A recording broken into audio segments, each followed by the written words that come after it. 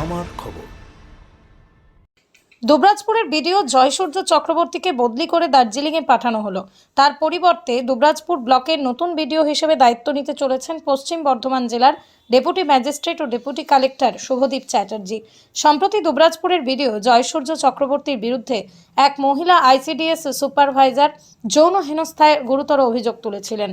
ওই মহিলার দাবি ছিল দীর্ঘ কয়েক মাস ধরে হোয়াটসঅ্যাপ মেসেজ ও ফোনের মাধ্যমে তাকে বিরক্ত করা হতো, এমনকি শারীরিক সম্পর্ক স্থাপনের জন্য চাপ দেওয়া এবং তাকে ঝাড়খণ্ডে নিয়ে গিয়ে হোটেলে থাকার জন্য চাপ দেওয়ারও অভিযোগ ওঠে। অভিযোগের ভিত্তিতে ওই মহিলা দুবরাজপুর থানায় দ্বারস্থ হন এবং দীর্ঘ সময় অপেক্ষার পর বিডিওর বিরুদ্ধে এফআইআর রুজু হয়।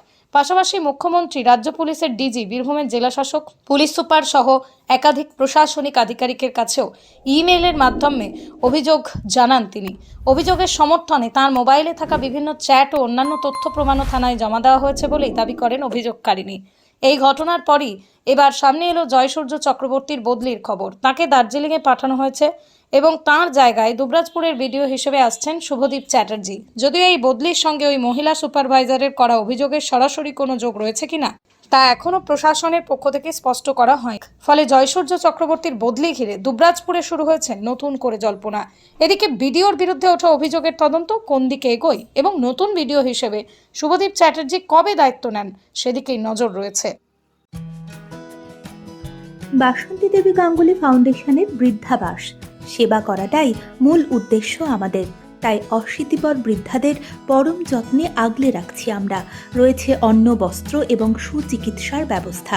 ঠিকানা Kalikapur colony, ward number 22, Bolpur.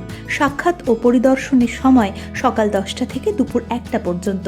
বিস্তারিত জানতে 7063472820 এই নম্বরে যোগাযোগ করুন। দেখতে চোখ রাখুন আমাদের ফেসবুক ও ইউটিউব চ্যানেলে।